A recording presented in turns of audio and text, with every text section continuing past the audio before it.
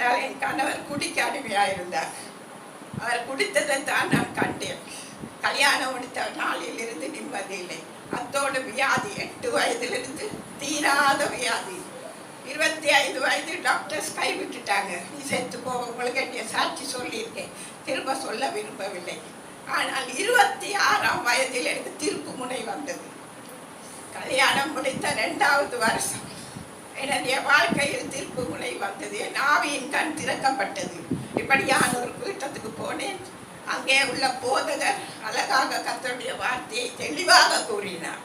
இன்றைக்கு போதகர் பிரசங்கம் பண்ணும்போது அந்த விதமாக நான் காணுவது குறைவு. நான் குறை சொல்லவில்லை. கர்த்தருடைய ஆவியால் வழி நடத்தப்பட்டு அந்த போதகர் சொன்ன வார்த்தை அன்று என்னை சந்தித்தது. சாதாரண ஒரு பிரசங்கம் என்னை மாற்றியது. கர்த்தருக்கு என்னை முழுவதுமாக ஒப்பு கொடுத்து என்னுடைய வாழ்க்கையை திரும்ப என் வியாதியின் கொடுமை நீங்கிவிட்டது. என் கணவர் மனம் திரும்பினார். அன்றிலிருந்து நான் ஆசிரியராக வேலை செய்தேன். அவர் ஹோட்டல் மேனேஜராக இருந்தார். 2 பேரும் பைபிளை தூக்கினோம்.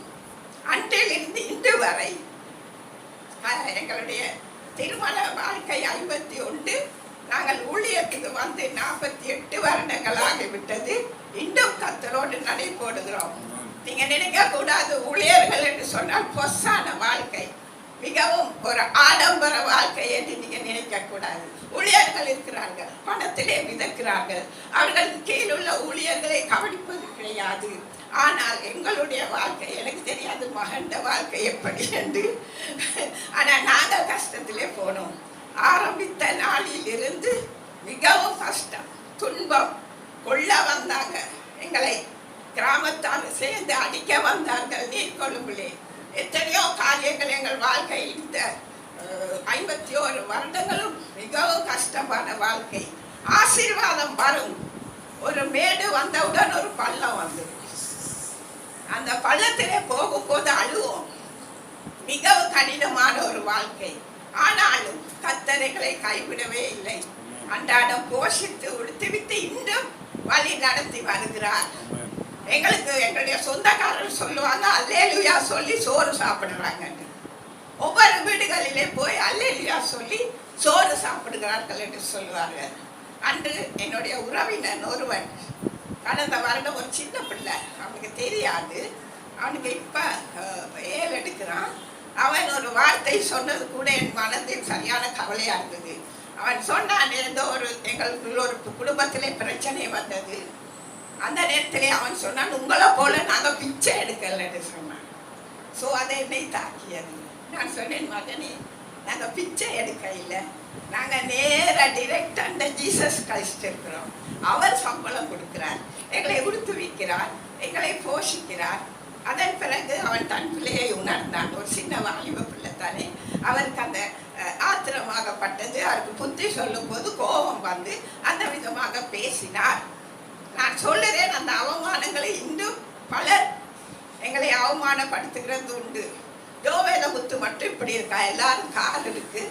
சுனாமி டைம்ல கூட அநேக ஊழியர்கள் கார் வாங்கினாங்க. அவங்களுக்கு சுனாமி தெரியாது, அவர்கள் கடற்கரை பகுதியில் இருக்க இல்லை, மலைநாட்டு பகுதியில இருந்தவர்கள். சுனாமி ஒருத்தர் வந்து எங்களிடம் சொன்னார், எங்கள் 2 பேரிடமும் சொன்னார், நீங்க பிழைக்க தெரியாத ஊழியர்கள், உங்க 2 பேருக்கும் பிழைக்க தெரியாது. ஏன் பிரதர் அப்படி சொல்லுறீங்க? இன்னைக்கு மலைநாட்டில் உள்ளவங்க கூட சுனாமி எங்களுக்கு வந்ததுன்னு சொல்லி வெளிநாட்டில இருந்து காசு பெற்று கார் வாங்கியிருக்காங்க. நீங்க 2 பேரும் நீர்கொழும்பு பகுதியில கடற்கரையோரத்தில் இருக்கீங்க, உங்களுக்கு பெற்றுக்கொள்ள தெரியாதாண்டு. வேண்டாம், எங்களுக்கு அந்த காசு வேண்டாம், பொய் சொல்லி நாங்கள் வாங்கக்கூடாது. கர்த்தரைகளை வழி நடத்துவது போல் வழி நடத்திட்டோம். இந்த 51 வருடங்கள். இன்றைக்கு போன வருடம் இங்கே நல்ல சிறப்பாக அருமை மகனை கர்த்தர் கொடுத்திருக்கார். அகிலனை எங்களுக்கு கடந்த 4 வருடமா மகன் எங்களுக்கு கொஞ்சம் 2-3 வருடம் தான் தெரியும். ஆனால் ஆபத் பாந்தவன் என்று பெயர் வச்சிருக்கேன். ஆபத் பாந்தவன் 3 நாள் வந்து நிற்பார். நாங்கள் சோர்வு இருக்கும் போது, அப்பா நான் வந்திருக்கேன் கேட்டு தரம் கேட்டுவாரு. நாங்கள் முடிச்சு கொண்டிருப்போம், 2 பேரும் சோர்ந்து போயிருக்கோம். அவர் வந்து ஆறுதல் சொல்லி ஜோக்க சொல்லி சீக்க வச்சு ஜெபித்து விட்டு போவார். எங்களுக்கு ஒரு ஆறுதல். அதே நேரம் மகளும் பிள்ளைகள் பேர குழந்தைகள் 2 வருவாங்க. ஒலிவியாவும் ஒளிந்தாவும் வந்து அவர்கள் கூட எங்களை அன்பாக நேசிக்கிறாங்க. என்னுடைய மகள் என்னுடைய பிள்ளைகள் இருக்கிறாங்க, பேர குழந்தைகள், அவங்களுக்கு வந்து எங்களை பார்க்க நேரமில்லை. அவருடைய குடும்பத்தின் காரியங்கள் அப்படி இருக்கிறது. ஆனாலும் எங்களுக்கு இங்கே கூட இந்த காலை வேளையில வரும்போது இந்த சபையாரின் அன்பை கண்டேன். ஒரு தாய் கொண்டு வந்து எங்களுடைய anniversary-க்கு எனக்கு ஒரு புது ஸ்ட்ரெச்சை கையில கட்டிட்டு போறேன். கர்த்தருடைய நாமத்துக்கு ஸ்தோத்திரம். இப்படி போற இடமெல்லாம் கர்த்தர் மக்களே எங்களுக்கு அதுதான் போதும். இன்னைக்கு முழு இலங்கையிலும் இரவு போய் தங்க நாங்க பயப்பட தேவையில்லை. எங்கேயோ கர்த்தர் எங்களுக்கு ஒரு இடத்தை வைத்திருக்கிறார். அதுக்காக கர்த்தரை நான் ஸ்தோத்தரிக்கிறேன். நீங்க நினைக்க கூடாது ஊழியர்களோட பெரிய பொஷா இருக்காங்க. என்னுடைய மகளை குறித்து நான் ரொம்ப கவலைப்படுவது. அவருடைய ஊழிய பாதையிலே எங்களை போல அவரும் ஆனாலும் கைவிடவில்லை கர்த்தர். இன்றைக்கும் அவரையும் பிள்ளைகளையும் அழகாக பாருங்க எப்படி உடுத்திருக்காங்க. ஒலிவியாவிலிருந்தா அழகாக உடுப்பாட்டி கர்த்தர் கொண்டு வந்து வச்சிருக்காங்க. ஆனா கஷ்டத்துல போறோம், ஆனால் வேதனை, ஆனால் கண்ணீர். இரவிலே கண்ணீர் வடிப்பது உண்டு.